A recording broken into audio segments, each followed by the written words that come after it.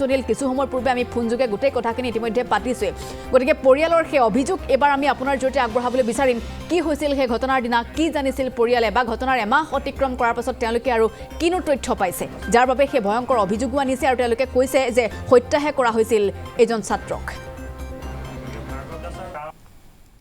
আজিৰ পৰা প্ৰায় এমাহ পূৰ্বে চন্দন হাজৰিকাৰ মৃত্যু হৈছিল আৰু এই ঘটনাই এতিয়া অন্য মোৰ পিনে গতি কৰিছে আৰু এয়া আৰক্ষীৰ তদন্তত নহয় তেওঁৰ পৰিয়াল আৰু তেওঁ গাঁৱৰ নৰাগাঁৱৰ যিসকল লোক আছে সচেতন লোক আছে তেওঁলোকেই কিছু ঘটনা পোহৰলৈ আনিছে আৰু মেধাৱী ছাত্ৰ কটনৰ অতি মেধাৱী ছাত্ৰজনৰ মৃত্যুৰ বহু ৰহস্য ইতিমধ্যে পৰিয়ালে সন্দেহ কৰিছিল আৰু আৰক্ষীক অৱগত কৰিছিল কিন্তু আৰক্ষীৰ যি তদন্ত প্ৰক্ৰিয়া হ'ব লাগিছিল সেই তদন্ত প্ৰক্ৰিয়া অতি লেহেমীয়াভাৱে যোৱাৰ বাবেই আজি তাৰিখতো কিন্তু এই পৰিয়ালটোৱে ন্যায় লাভ কৰা নাই মই তেওঁ পৰিয়ালত আছোঁ তেওঁ ঘৰ বাসগৃহত উপস্থিত আছোঁ আৰু এইটোৱে হৈছে চন্দনৰ কোঠা আৰু ইয়াতেই চন্দনৰ বিভিন্ন শিতানৰ যিসমূহ পুৰস্কাৰ ইয়াত সজাই থোৱা হৈছে গতিকে তেওঁ ক্ৰিকেট খেলি ভাল পাইছিল এজন ভাল ক্ৰিকেটাৰ আছিল গতিকে চন্দন হাজৰিকাৰ যিসমূহ পুৰস্কাৰ বা তেওঁ ভাল পোৱা বলটো বা তেওঁৰ চশমাযোৰ ইয়াত সজাই থোৱা হৈছে কিন্তু এইখিনিয়ে বৰ্তমান সমল কিন্তু তেওঁ কেনেদৰে মৃত্যু হ'ল সেই ৰহস্যৰ ভেদ এতিয়া কিছু পৰিমাণে পোহৰলৈ আহিছে কাৰণ সেইদিনা কি হৈছিল প্ৰকৃতত আমি কথা পতাৰ অকণমান যত্ন কৰিম তেওঁ বায়েক আছে মই অকণমান আপোনাৰ পৰা জানিব বিচাৰিছোঁ কি হৈছিলে গোটেই ঘটনাটো মানে বাহিতি ঢুকাইছিলে 22 তাৰিখে 22 জুলাই 21 জুলাইৰ দিনা সন্ধিয়াৰ সময়ত ভাৰ্গৱ দাসে নিজেই আহি পেলাই মাক কৈ পেলাই তেওঁলোকৰ ঘৰত এখন গাড়ী আৰু এখন স্কুটি কিনিছে যাৰ কাৰণে তেওঁলোকৰ ঘৰত ভাত খাবলৈ বুলি লৈ গৈছিলে আৰু ভাৰ্গৱ দাস হৈছে ভাইটিৰ অংকুৰ শ্ৰেণীৰ পৰা লগতে পঢ়া 12 বছৰ লগতে পঢ়িছে 17-18 বছৰীয়া বন্ধুত্ব গতিকে এবাৰলৈ কোনো সন্দেহ কৰা নাই ভাৰ্গৱ দাস হৈছে দুৱাৰপাৰৰ নিবাসী তেওঁৰ দেউতাক নাম ঘনকান্ত দাস আৰু তাৰ নাম ভাৰ্গৱ দাস আৰু তাৰ ককায়েক জড়িত আছে তাৰ নাম গৌৰাংগ দাস এতিয়া সেই ভাৰ্গৱ দাসে এতিয়া প্ৰথমে আমি সন্দেহ কৰা নাছিলোঁ সি ৰাতি আহি থৈ গৈছে বুলি কৈছে কিন্তু আমি কিমান দূৰ সঁচা সেইটো নাজানো কাৰণ আমি ভাইটিৰ মাত নাপালোৱে পিছদিনা ৰাতিপুৱা যেতিয়া ভাইটিক অচেতন অৱস্থাত পাইছোঁ তেতিয়া আমি হস্পিটেললৈ লৈ গৈছোঁ আৰু হস্পিটেলত তাক ডেথ ডিক্লেয়াৰ কৰিলে তাৰপিছত সেইখিনি সময়ত যিহেতু অকস্মাত হৈ গৈছে গতিকে আমি কেৱল ঘৰৰ মানুহকেইটা আছিলোঁ একো বুজি নাপালোঁ আৰু কাকো সন্দেহ কৰিব লাগে বুলিও নাভাবি পেলাই আমি পষ্টমৰ্টেম নকৰাকৈ লৈ গুচি আহিলোঁ তাৰপিছত কি হ'ল ঘৰত আহি কোনো একো নেদেখিলে যেতিয়া খৰি দিবলৈ লৈছে তেতিয়াহে তাৰ গাত দাগ দেখিছে হাতত দাগ দেখিলে কিন্তু সেইভাগে খৰি দি দিয়া হ'ল তাৰপিছতো আমি বিশেষ সন্দেহলৈ যোৱা নাছিলোঁ যেতিয়া ভাৰ্গৱ এবাৰো অহা নাই ফোন ৰিচিভ কৰা নাই পিছদিনা বহুত জোৰ কৰি মাতিলত সি আহি পেলাই তাৰ ভাষ্য আমাৰ সন্মুখতে বাৰে বাৰে সলনি এবাৰ কয় যে সি আগতীয়াকৈ থৈ গৈছে তাৰপিছত তাৰহে এক্সিডেণ্ট হৈ গৈছে চন্দনৰ কি হৈছে সি নাজানে পিছত সি নিজে ক'লে যে আমাৰ দুটাৰ লগতে এক্সিডেণ্ট হৈছিলে যোনটো সি কথাহে ক'লে কিন্তু ভুল আছিলে আৰু সি যেতিয়া এক্সিডেণ্ট বুলি কৈ দিলে তেতিয়া তাৰ মাক দেউতাক ককায়েক চবৰে ভাষ্যবোৰ সময়ে সলনি হৈ গৈ আছে যোনবিলাকৰ সেই সলনি হোৱা ৰেকৰ্ডিং আৰু ভিডিঅ' ফুটেজবিলাক আমাৰ লগত আছে তাৰপিছত আমি তাৰ সেইখিনি সন্দেহ কৰি পেলাই আমি গৈ থানাত এখন কেছ দিলোঁগৈ 23 জুলাইৰ দিনা 23 তাৰিখে তাৰপিছৰ পৰা যিটো ল'ৰাই 23 তাৰিখে আমাৰ ঘৰলৈ আহিছিলোঁ সেই ল'ৰাটো পলাই দিলে 7 দিনলৈ আৰক্ষীক ক'লে যে ডিব্ৰুগড়ত ট্ৰিটমেণ্ট কৰি আছে কিন্তু তেনেকুৱা একো নাই বহুত মানুহে তাক ঘৰত দেখিছে বহুত মানুহে তাত লখিমপুৰ টাউনতো দেখিছে আৰু আৰক্ষীয়ে তাক ঘৰত বিচাৰিব লাগে বা ডিব্ৰুগড়নো ক'ত আছে সেইটো ব্যৱস্থা কৰিব লাগে তেনেকুৱা কোনো ধৰণৰ ব্যৱস্থাই নল'লে কটনৰ ল'ৰা সি যিহেতু কটন বিশ্ববিদ্যালয়ত পঢ়িছিলে কটনৰ ল'ৰা আহি SP অফিচকো তেওঁলোকৰ পেইডত এখন মানে চিঠিৰ আকাৰত দিছিলে যে আমি উচিত তদন্ত বিচাৰিছোঁ সেইখনৰো একো নহ'লে আৰু আমি পানীগাঁও থানাৰ যোনজন ছেকেণ্ড OC কৃষ্ণ বাহাদুৰ চেত্ৰী তেওঁৰ কথাবোৰত আমি সন্দেহ কৰি পেলাই আমি SP মহোদয়ক জনাইছিলোঁ যে আমি ইনভেষ্টিগেশ্যন অফিচাৰজন সলনি কৰি দিয়াটো বিচাৰিছোঁ তেওঁ আমাক আশ্বাসো দিছিলে যে সলনি কৰি দিব কিন্তু শেষত গৈ তেওঁ কোনো ধৰণৰ সলনি নকৰিলে এতিয়াও ইনভেষ্টিগেশ্যন অফিচাৰ সেই চেত্ৰী বোলা মানুহজনেই হয় যোনজনৰ ওপৰত আমি সম্পূৰ্ণকৈ সন্দেহ কৰোঁ পিছত যেতিয়া 7 দিনৰ মূৰত ভাৰ্গৱ দাস সদৰ থানাত উপস্থিত হ'ল সেইদিনা তাক একদম উলহ মালহেৰে গোটেই গাঁৱৰ মানুহে গৈ আদৰিবলৈ যোৱাৰ দৰে গৈছে তেতিয়া তাত সেই তেওঁলোকৰ মহিলাৰ ভাষ্য আমি নিজ কাণেৰে শুনিছোঁ যে ভাৰ্গৱ দাসৰ ককায়েকক সুধিছে পুলিচক পইচা কমকৈ দিলি নেকি যে ইমান সময় তাক বহাই ৰাখিছে আৰু সেই কথাষাৰ যে আমি শুনিছোঁ এই কথাষাৰ আমি আৰক্ষীক লগালগ জনাইছোঁ যে এনেকুৱা কথা বাহিৰত কিয় প্ৰচাৰ হ'বলৈ পাইছে তেনেকুৱা কিবা কথা আছে নেকি তাৰপিছত আৰক্ষীয়ে কোনো বিশেষ ভূমিকা লোৱা নাই আৰক্ষীয়ে কৈছে ভাৰ্গৱ দাসে কেৱল কৈ আছে এক্সিডেণ্ট এতিয়া কোনোবা অপৰাধীয়ে নিজে সঁচা কথা জানো কৈ দিয়ে ভাৰ্গৱ দাসক প্ৰেছাৰাইজ কৰিব লাগিছিলে পুলিচে যোনটো একো কৰা নাই তাৰপিছত ভাৰ্গৱ দাসৰ তদন্ত প্ৰক্ৰিয়াটোত আৰক্ষী লেহেমীয়া কৰিছে আৰক্ষী সম্পূৰ্ণৰূপে লেহেমীয়া শেষত আমি কৈছোঁ যে যদি এক্সিডেণ্ট তেতিয়াহ'লে এক্সিডেণ্টটো আমাক প্ৰমাণ কৰি দিব লাগিব আপোনালোকে সেইকাৰণে এক্সিডেণ্ট প্ৰমাণ কৰিবলৈ তেওঁলোকে কি কৰিছে এজন মানুহ ভুৱা মানুহ যিজনৰ নাম সুৰেশ মৰাং তেওঁৰ ঘৰ বামুণ দলনিত হয় তেওঁক ধৰি আনিছে এক্সিডেণ্ট বুলি ক'বলৈ আৰু তেওঁক আমি গৈ লগ কৰিলোগৈ যে আপুনি দেখাটো হয় নেকি তেওঁ নিজে কৈছে যে পুলিচে আমাক ফ'ৰ্চ কৰিছে ক'বৰ কাৰণে যোনটো ভিডিঅ' আমাৰ লগত আছে তেওঁ কোৱা আৰু ভাইটিক যে সেইদিনা মাৰিছে ৰঙানদী ধাবাৰ ওচৰত ধাবাৰ ল'ৰাই কৈছে এই দনিপলৰ ৰাইজ ধাবা কাইটি ধাবা বুলি লখিমপুৰত প্ৰচলিত সেইখনৰ ধাবাৰ ল'ৰাটোৱে নিজ ভাইটিৰ ফটো দেখুৱাৰ পিছত কৈছে যে ইয়াক বুকুত খুব ঘুচিওৱা হৈছিলে দাৰ গাঁতিৰে পিঠিত মৰা হৈছিলে আৰু বেলেগ মানুহেও এতিয়া মাৰপিট কৰাসকল কোন আছিলে মাৰপিট কৰাসকল এতিয়া কোন চিনাক্ত কৰিব পাৰিব লাগিছিলে পুলিচে কৰা নাই কিন্তু লগত ভাৰ্গৱ দাস আছে এতিয়া দুটা মানুহ যেতিয়া মৃত্যু এটা মানুহৰ মৃত্যু হয় বাকীটোৱে চব ক'ব পাৰিব লাগিছিলে এতিয়া সি তাক কোৱাব পাৰিব লাগিছিলে পুলিচে আমি জনসাধাৰণতেতো নোৱাৰোঁ পুলিচে সেইমতে একোৱে কৰা নাই ভূমিকাক লৈ পৰিয়ালৰ সন্দেহ হৈছে ভাতৃ আছে মই অকণমান কথা পতাৰ যত্ন কৰিম যে এতিয়া শেহতীয়াকৈ যিখন হোটেলত কাজিয়া হৈছে বুলি কোৱা হৈছে গতিকে এই ঘটনাবিলাক কেনেদৰে পোহৰলৈ আহিছে আমি নিজে গৈ উলিয়াবগৈলগীয়া হৈছে ধনীপলৰ হোটেলৰ যিটো ল'ৰাই কৈছে আমাক ভাইটিক এনেকৈ মাৰিছে তেনেকৈ মাৰিছে সেইবোৰ গৈ আমি পাৰ্চনেলি নিজে গৈ উলিয়াইছোঁগৈ তাত থকা যিটো ল'ৰা আছিলে কৰ্মচাৰী তেখেতক জ্যোতিষ চিন্তে বুলি কোৱা ল'ৰা এটাই কৈছে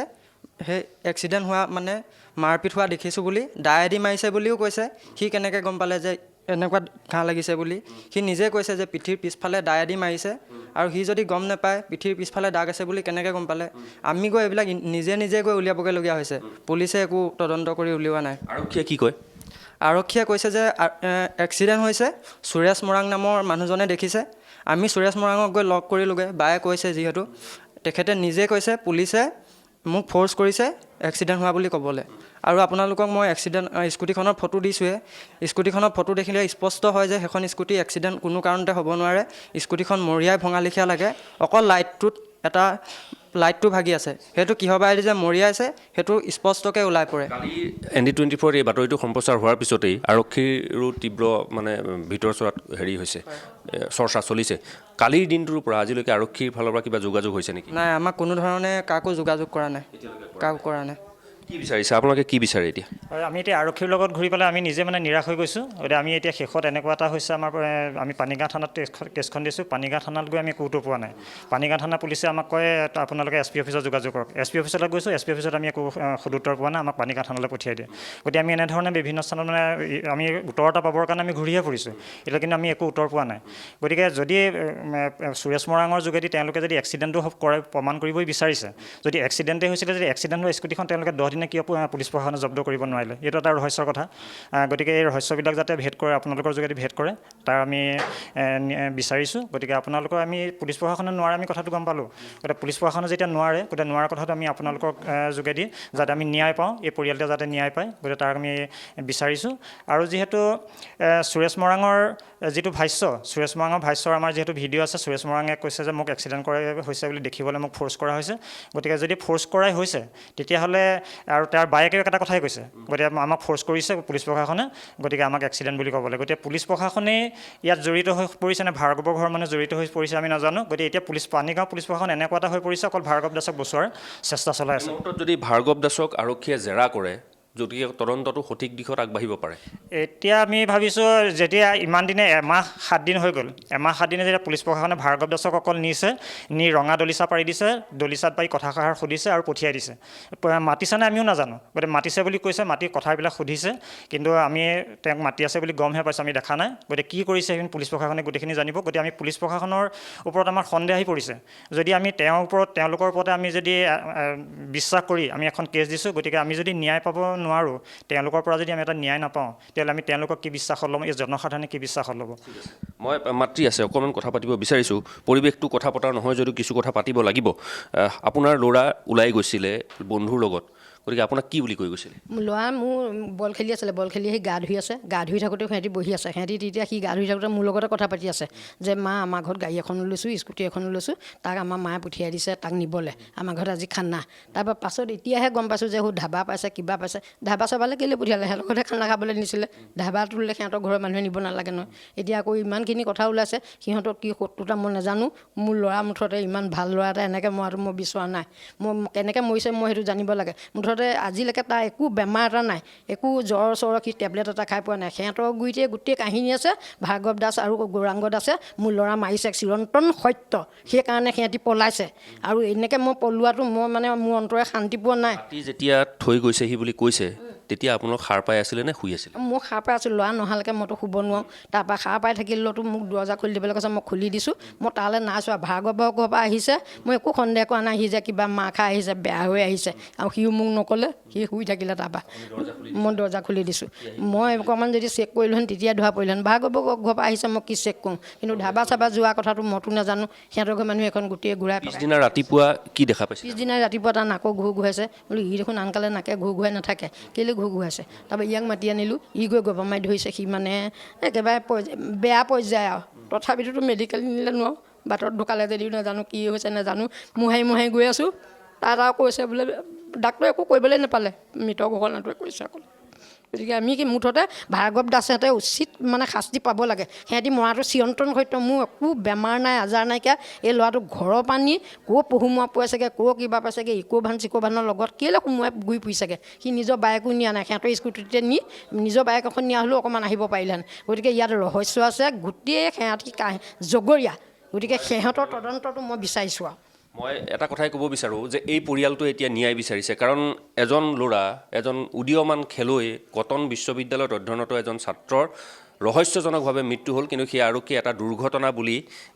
ইয়াত এতিয়া ক'ব বিচাৰিছে। আৰু এই পৰিয়ালটোৱে এতিয়া ন্যায় বিচাৰিছে একমাত্ৰ কাৰণ এটাই, যে তেওঁক ঘৰৰ পৰা সুস্থ অৱস্থাত লৈ যোৱা হৈছিল, তেওঁ ঘৰত আহি থৈ গ'ল তেওঁ বন্ধুৱে, কিন্তু সেই তদন্ত প্ৰক্ৰিয়া আৰক্ষীয়ে যেনেদৰে কৰিব লাগিছিল লখিমপুৰ পানীগাঁও আৰক্ষীয়ে সেই তদন্ত প্ৰক্ৰিয়া কৰা নাই। ইয়াৰ মাজত বহু ৰহস্য সোমাই আছে। ৰঙানদীৰ পাৰৰ ধাবাত তেওঁলোকে পাৰ্টি কৰিবলৈ গৈছিল, তাত মাৰপিট হৈছিল। গতিকে সেই মাৰপিটৰ ঘটনাত কোন কোন জড়িত আছে, ভাৰ্গৱ দাসক যদি ভালদৰে সোধা হয় বা তেওঁ ভাতৃক যদি ভালদৰে সোধা হয়, তেতিয়াহ'লে গোটেই কথাখিনি জল পটকৈ স্পষ্ট হৈ পৰিব, ওলাই পৰিব। ঠিক আছে নীলপৱন, এই মুহূৰ্তত আমি ধন্যবাদ জ্ঞাপন কৰিছোঁ। গতিকে বিষয়টো আকৌ কৈছোঁ যে যথেষ্ট গুৰুতৰ। এতিয়া পৰিয়ালৰ লোকে আচলতে আৰক্ষীক দেখুৱাই দিবলগীয়া হৈছে সেই দিশবোৰ, কি ঘটনা সেইদিনটোত সংঘটিত হৈছিল। পৰিয়ালটোৱে অন্ততঃ এটা ন্যায় বিচাৰিছে, আৰু আৰক্ষীৰ বাবে যিসমূহ এতিয়া অভিযোগ উত্থাপন কৰিছে বা আৰক্ষীৰ ক্ষেত্ৰত কিছু ক্ষমাহীৰ অভিযোগ পৰিয়ালৰ লোকে উত্থাপন কৰিছে। গতিকে সেই অভিযোগসমূহৰ আলম লৈ আৰক্ষীয়ে যদি গোটেই ঘটনাটো আকৌ তদন্ত কৰে, তেতিয়াহ'লে হয়তো প্ৰকৃত ঘটনাৰ এই তথ্যসমূহ পোহৰলৈ আহিব। আৰু সকলোৱে সেয়া আশা প্ৰকাশ কৰিছে যে এইজন ছাত্ৰই যাতে ন্যায় লাভ কৰে, কি হৈছিল সেইদিনা নিশাৰ ভাগত।